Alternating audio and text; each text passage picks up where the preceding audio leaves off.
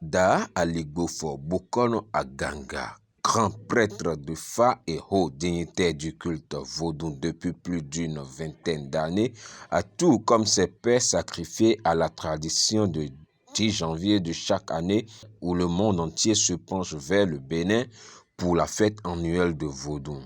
Au programme, l'immolation de bœufs, moutons pour toutes les divinités. Dans un décor de luxe qui ne dit pas son nom, où siègent plusieurs divinités, le pontife d'Aklankpa a tour de rôle passé chez chaque divinité pour les implorer, demander leur faveur sur le Bénin et tous ses fils afin que la nouvelle année soit une année de paix et de prospérité.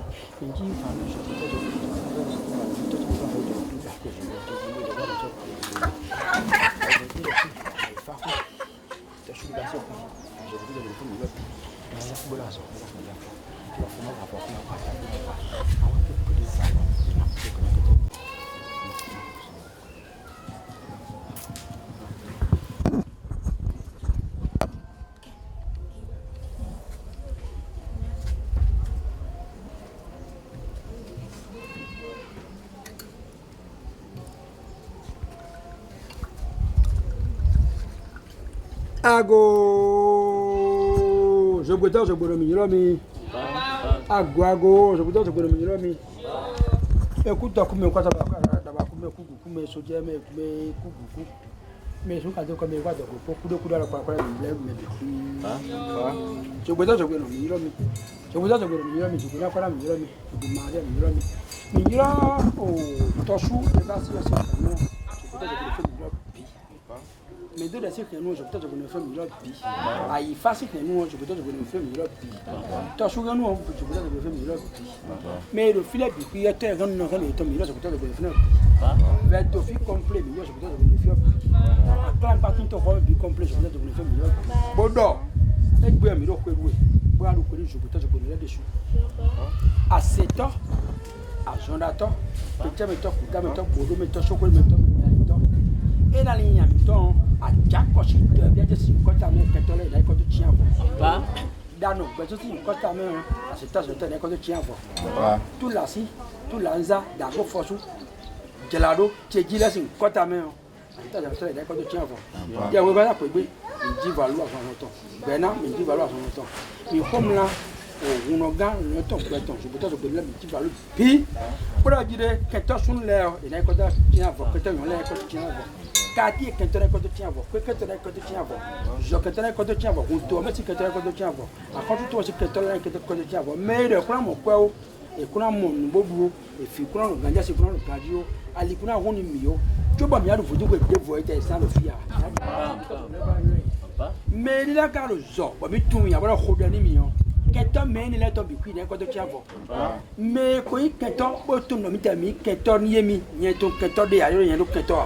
Mais je me dis que tu as fait que tu as fait que tu as fait que tu as fait que tu as fait que tu as mais rien mais tu as pour toi des millions de que nous mais quand tu as tout quoi mais pas ouais pour toi les millions vous ça alors ni les nous mais donc ta kinigbe akhosu kinigbe sozeyin ta li gbofo bokora ganga très fort ni ba kele o pose ko ni fura lo fofo gbede ni tele kuna iwa wo yi ti ahalo en de ko tasu ko mi ko tele ji ene mero fiche muni kloklo sun mi ono kuna vo wo mi ahalo deji Mais la cité là qu'on a vu, mais à Kanou Deji. Mais à Soaka, mais Ojigan, Zil, Katon Goton, Bikuya dans l'homme, mais les qu'on a vu, mais à Kanou de Catalogie.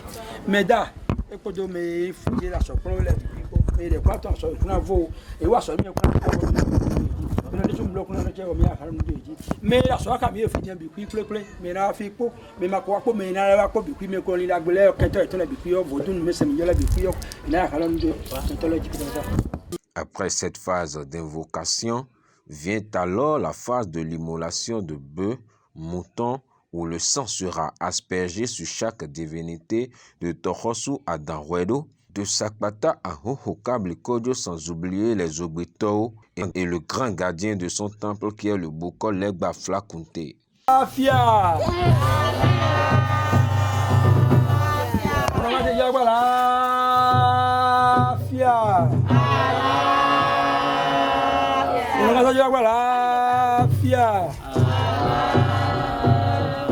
Unonga kedua wala pia.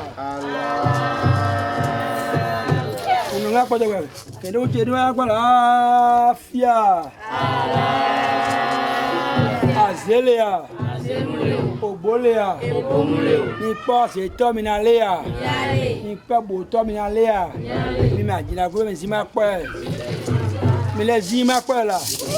Et quand les cas Kuzo kue.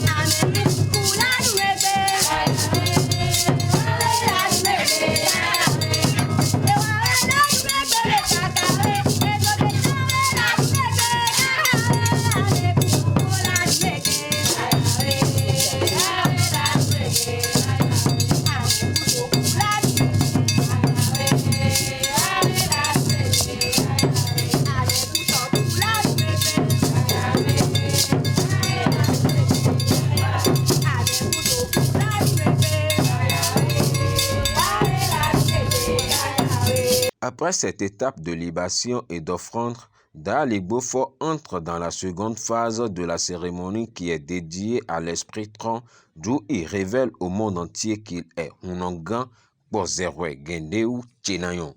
Une messe sera alors dite dans son temple par Hunongan Agboingi Gendeu, fils de l'initiateur du culte tronc Yerwegan Khosu Gendeu Agbegbe Flemamiti, qui, dans son homélée, n'a pas manqué de souligner l'origine de ce culte.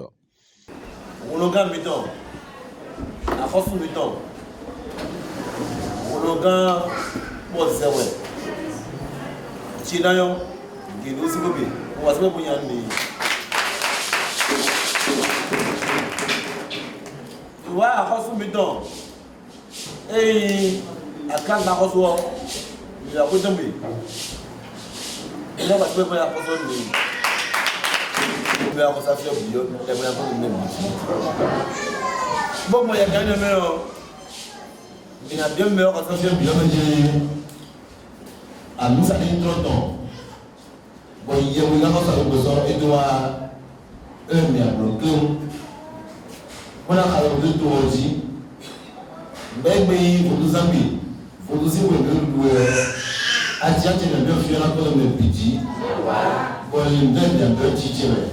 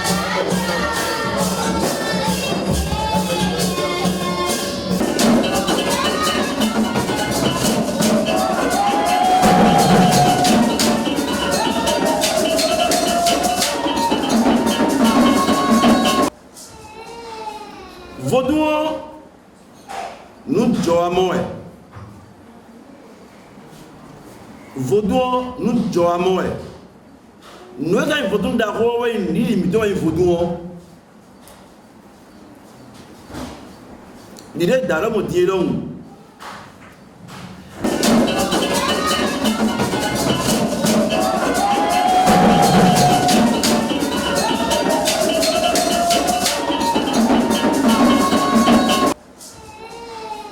vaudou nous joamo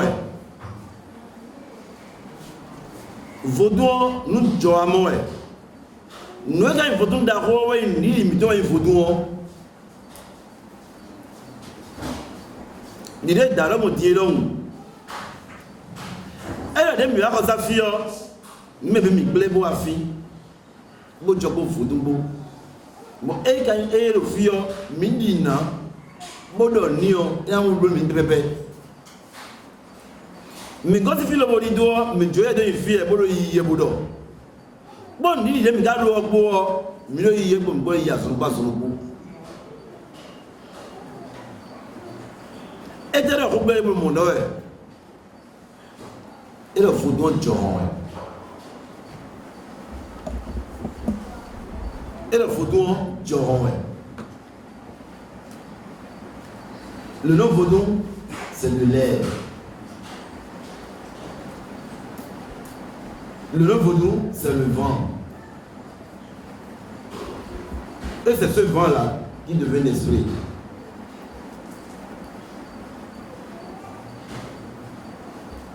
Jean-Renio, et là, vous avez un bouton, vous avez un bouton. Vous avez un bouton, vous avez un bouton. Et là, c'est et n'a quoi vraiment tourner John de y a quand vous avez dit de vous mon dimanche vaudou n'est pas Dieu Dieu a pas vaudou a pas vaudou c'est un messager de Dieu vaudou c'est un messager de Dieu vaudou un pays de Maudon vaudou un pays de Maudon. Bon, nous avons un pays de Maudon et nous avons un Maudon comme ça sur le bout. Nous avons dit, bon, le vaudon, bon, il y a un vaudon grandiose, il y a un vaudon qui est un jalon, il y a un vaudon. Bon, nous ne pouvons pas dire que le vaudon si aimé. Vaudon dit les temps, vaudon dit les nouveaux. Ou alors, il y a un vaudon qui est des nuits. Jijode aziba ko na be dide nui ndi ya rubo akonto ezo be dide nui awa fodon don be lo yin won no to do wi sun lo bo de wa gan blomo ma zin no to de lo do e ba wa gadi wa fodon ko bi onu de kasi na we mo me je mi de kasi na we mo esi na we ya tu cherches le mal de ton prochain alors qu'on t'a déjà dit, aime ton prochain comme toi-même. Et tu demandes à la divinité d'exaucer tes prières. Ça serait difficile. Et la verre, Jérémie. Et la verre, Jérémie. Il y a un autre qui est son nom. Oui, il y a un autre qui est bleu. Oui, il y a un autre qui est là. Oui, il y a un autre qui est bleu. Il y a un autre qui est bon. Ah non, mais gars, il y a un autre qui est bon. Ngono fodu mepo ngono yewe mepo adi ni yewe wa ase wile tuna mo jomo ngodo ya ablo mo blo ngono tro mepo medilem vodon no budo e medi mo doni vodon a mede mo dona nde aplo gbedo amo mo blo ma mede butu wa me gatu me tu da aplo gbedo amo blo ma mede ma tune amano de jere jo ina vodun o na ngo fi vodun yi won sagun ma ton de ore gba kun pe do dama bode ka dama ena nu ye me gbe dole boda ze lo bodo lo boyo mi bo ko honu na honu wi bo ko me de ko me nu ye nu gbo bo so de bodo de wo bo honi do vodun de kon e be na kun gbe do ke kan honi ni mi ena won mi la won era won la won ndi da do na ma wezo bo bio raison bo yo fu dun go ni raison be bio abio be ko ma wo ro ni won we be hon we to mi na ko mi gbodole do fi mi ni ori bo ke be so kala gadon bo wo nu jija na jagbe yo mi lo sa ma de bodo de wu bo na ko gbodole ni keke mo lo fi to to ni no ti we bo je lo won mi lo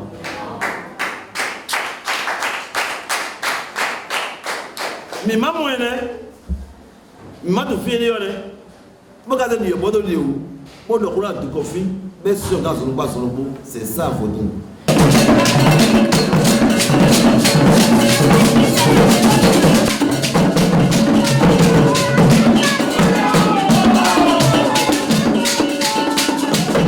daga Vodou mais me reconnaît Joamo bon ya moi de génération en génération Vodou ka racine accordé nous bénéficia ay fi déjà ay xende nous vraiment nous messer le xene nous les Vodou au dak bébé d'habiter demain. Autant c'est bon. Et nous tiens l'auto, maintenant. Et nous tiens l'auto, mais il est. Autant demain, pour y c'est ton candidat. Et n'a pas et n'a bloqué tout.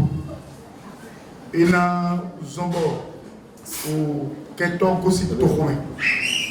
Bona wa renumba wedupa votuno be modo clemeo mo rena dormi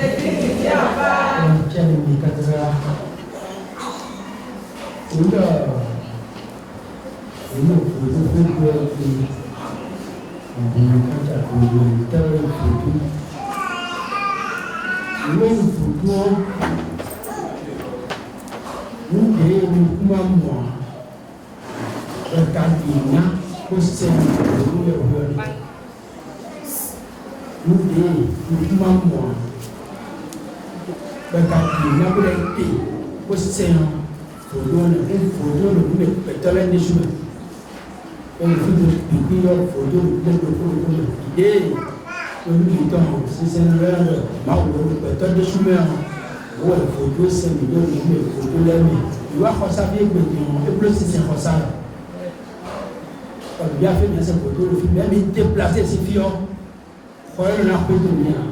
Et toi, on a fait de bien. Mais, même quand on a les numéros, il faut photo pour lui. Une photo, mes chers frères et sœurs. Maintenant, les ministres, nous les assimilons. Bon, les grands hommes, bien, on a ces médailles au gamin. Donc, nous boutons, mais dis-moi, mais dis-moi, photo, donc, le filet, mais donc, photo, Joran, Vodou zoé, Vodou a écouté maoué, Vodou nous boudou, ni me garde n'a candio et n'a ni mavo. Ton nous pour ami.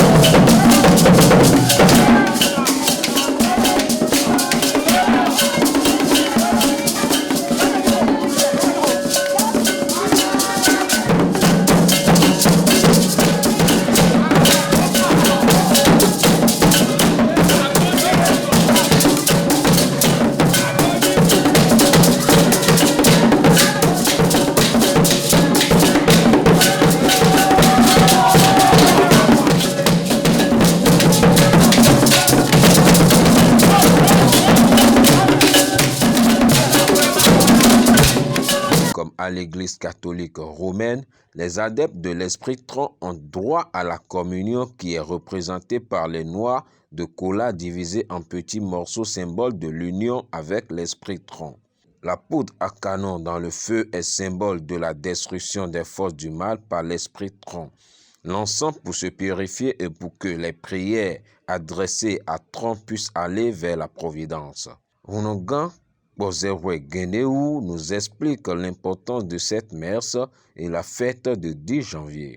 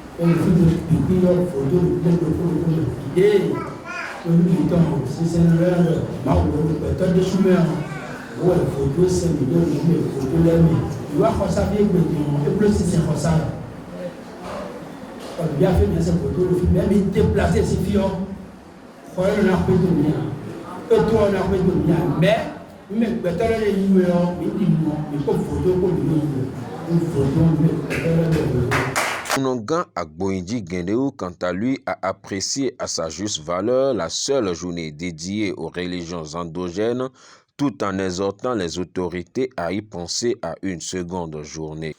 Après la messe, place à l'ambiance, chants et danses avec l'entrée en transe des adeptes de l'esprit tronc.